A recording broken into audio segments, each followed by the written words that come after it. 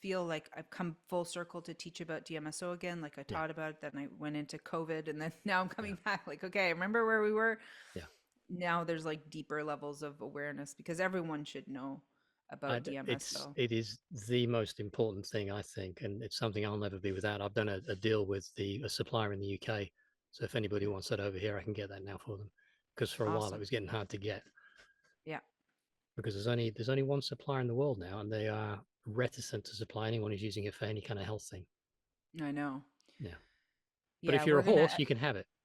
Yeah, if you're a horse, you're good. Yeah. There's the thing is it's so used in so Yeah, many industries for yeah, so many purposes, yeah. will never not be without, like it No, will always be, you know. exactly. And we know that like there was a nasty article put out that mentioned me, and it was like attacking DMSO and then it's dangerous and like it's I don't know whether to laugh Why or did they cry when I store read. embryos in if it's so dangerous? Yeah, I know. Why does it never destroy tissue no matter what? Yeah, And the tissue is always 100% comes back from being fully immersed in pure DMSO. Funny yeah, that. mm, But but it's like I see a lot of logical fallacies out there where people are just so critical because again, like I said, this nihilism has infiltrated and people are just attacking everything around them because they don't realize that they've been attacking themselves, but also they've been attacking this projected enemy that's been trying to suppress us through the yeah, agenda, right? yeah. But what's happening is they're just now attacking all kinds of stuff, like But just just attacking for the sake of attacking, aren't they? for the sake of attacking because Yeah, everything's wrong and everything's bad. And yeah, so I see this like infiltrated the truth community and the natural health community. But like for example, here's one logical fallacy I see a lot: the method of production um, can sometimes be a problem, right? So sometimes the method of production can create an issue with how the end product turns out or not. mm, Sometimes the method of production is fine, meaning by the end, you don't have any of the steps of what it was how it was produced in the end product, right? Like if you understand biochemistry and just chemistry in general, because that's like my background's all in chemistry, we would use all kinds of things that one could construe as toxic as an intermediary for an extraction process, right?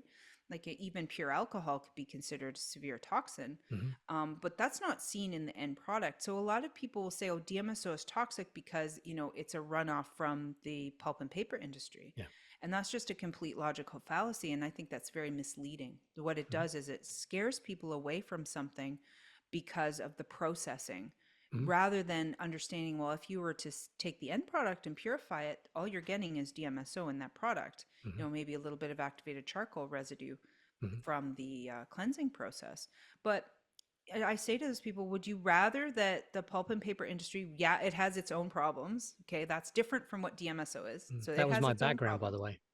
Oh, interesting. Yeah, Interesting. Well, yeah, it's toxic. The way they yep, do it is wrong, whatever. yeah, So, but that's them, not DMSO. That's their problem. mm, So you're making that DMSO's problem. That's a logical fallacy. yeah, So yeah, that's a dirty ass industry that should change for sure. But that's not what DMSO is. DMSO is just a waste product from that. Would you rather we just throw it out?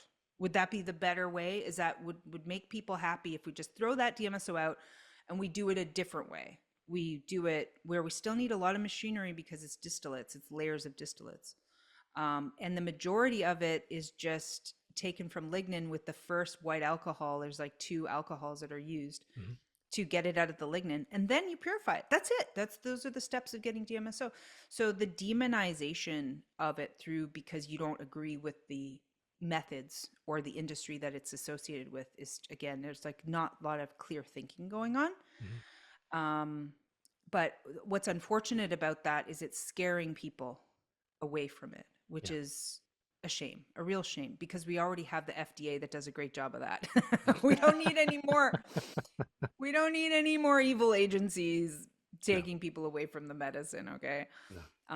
But it's this weird perfectionism. Like if it's not done, like wearing beads and gemstones and like where you prayed to Allah before you like do the extraction or something, it's a wash, Mm-hmm. like it's literally throwing the baby out with the bathwater Mm, and blaming it all for all the woes. So yeah, yeah. yeah, it's a real bummer, but it is life saving. And when I was teaching it in Confluence, again, I was saying, look, At least have it in your first aid kit. At least have it for like if someone's having a heart attack, that's your first go-to.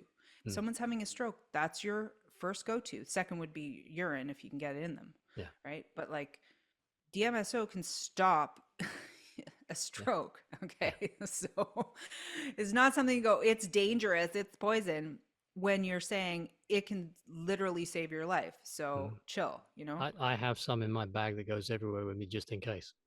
Yeah. I Not mean, not you for can me stop necessarily. hemorrhaging. Yeah, I mean, yeah. yeah. It's hugely powerful.